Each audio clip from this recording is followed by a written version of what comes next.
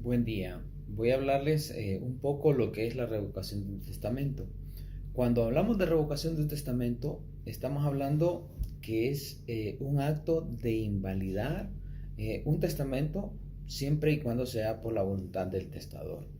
También la ineficacia. Esto se produce por la omisión de algún requisito esencial prescrito por la ley, ¿verdad? Y que este le da lo que es la validez. Tenemos también las formas de revocación. Cuando hablamos de la forma de revocación, estamos hablando que un testamento es válido siempre y cuando sea revocado por el testador. Y también si un testamento que revoca un testamento anterior es revocado sucesivamente. El testamento que revoca un testamento anterior, decíamos si es revocado sucesivamente. También tenemos las clases de revocación. Tenemos revocación total, revocación parcial, revocación expresa y revocación tácita. Cuando hablamos de una revocación total es cuando ya queda el testamento inválido, ¿verdad? Y cuando hablamos de parcial, estamos hablando que si solo afecta alguno de los términos, por eso es parcial. Y tácita es cuando el testador dice que revoca todos los testamentos anteriores. También tenemos que la revocación tácita, el testador dice que revoca todos los anteriores. Este tipo de testamentos es el más común y el más conveniente. La acción de reformar un testamento, hablamos que es una oportunidad para responder al cónyuge que tiene el derecho sobre la parte conyugal. Aceptación y repudiación de las asignaciones. La ley exige este pronunciamiento por un doble motivo: que nadie puede adquirir derechos sin su voluntad y que la calidad de heredero impone sobre el asignatario una responsabilidad. ¿Cuáles son las características de la aceptación y la repudiación? Es un derecho transmisible, no puede sujetarse a modalidades, es indivisible, quiere decir que no puede aceptar una parte de la asignación o una cuota y repudiar el resto. La aceptación puede ser expresa o tácita y también la aceptación y repudiación son irrevocables. El asignatario, si acepta, es tal desde que se difirió la herencia y se repudia, se entiende que no ha sido jamás. La herencia yacente es aquella que no ha sido aceptada por ningún heredero dentro de los 15 días contados a partir de la apertura de la sucesión. La declaración de esa herencia yacente es hecha por el juez del último domicilio del causante y puede ser pedida o solicitada por el cónyuge sobreviviente, por un pariente o dependiente del difunto o de otra persona interesada, o también puede ser de oficio y debe ser publicada en el diario oficial. Una vez publicada, el juez competente procede al nombramiento de un curador de la herencia yacente. ¿Cuáles son las facultades de este curador? Son conservativas, o sea, se limita a cuidar los efectos de la sucesión. Puede cobrar los créditos y pagar las deudas, reconocer la firma del causante, exigírsele confesión de juicio respecto a una deuda, demandar y ser demandado siempre en relación a lo que es la sucesión. ¿Cómo expira esta curaduría de herencia? Por la aceptación de la herencia por alguno de los herederos o por la extinción o inversión completa de los bienes de la sucesión. Si hubiera dos o más herederos y uno acepta la herencia, entonces quiere decir que él será el administrador y las facultades de él serán las mismas del curador. Aceptación tácita de la herencia.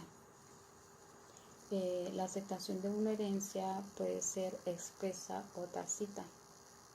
Expresa se entiende que alguien toma el título de heredero cuando lo hace en escritura pública o privada, obligándose esta verdad como tal heredero o en un acto de tramitación judicial, como cuando solicita la posesión efectiva de la herencia.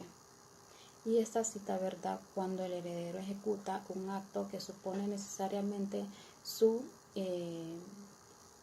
intención de aceptar y que no hubiera tenido derecho a ejecutar sino en su calidad de heredero.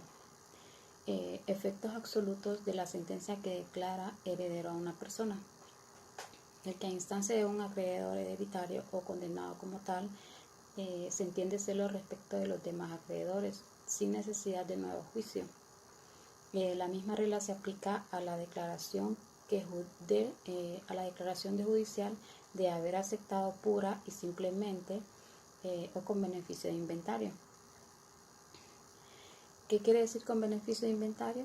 Pues este es un derecho que tiene un heredero de no ser obligado a responder de las deudas de la herencia más allá del monto de los bienes que ha heredado, ¿verdad? Ya que su objeto es pues poner límites a la responsabilidad del heredero que acepta la herencia. Luego tenemos, ¿verdad?, lo que son los requisitos para gozar de este beneficio.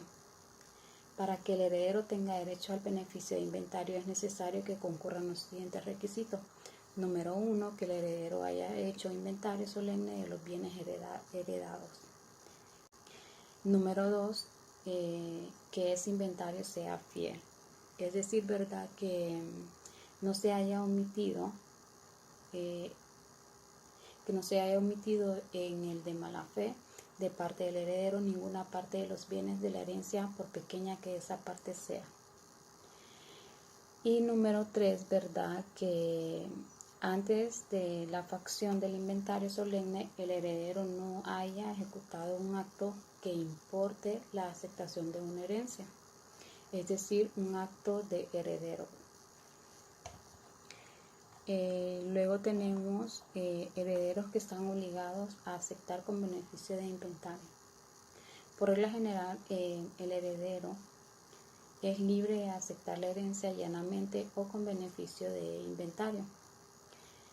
Este derecho es de orden público y ni el testador puede prohibir al heredero que acepte con beneficio de inventario, ¿verdad?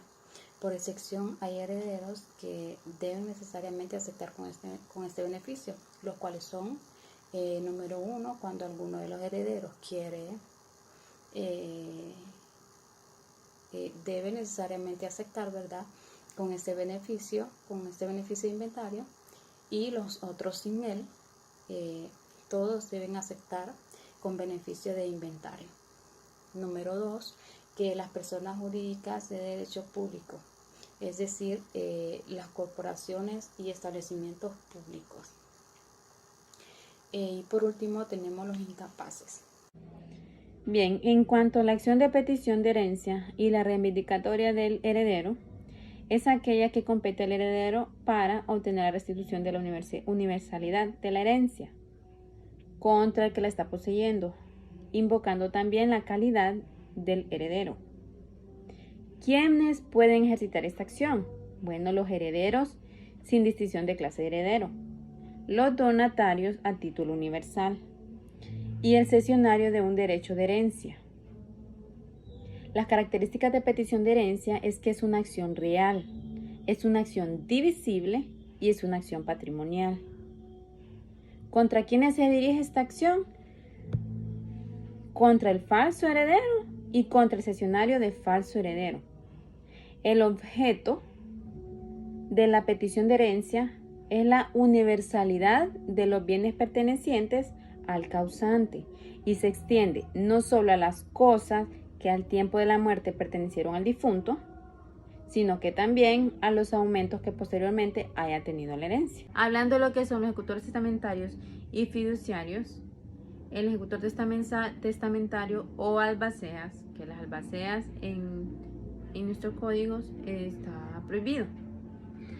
Pero el ejecutor testamentario es aquella persona responsable de cumplir la última voluntad del testador. El testador le da el poder a esta otra persona para que pueda ejecutar su testamento, siempre y cuando éste no viole la ley.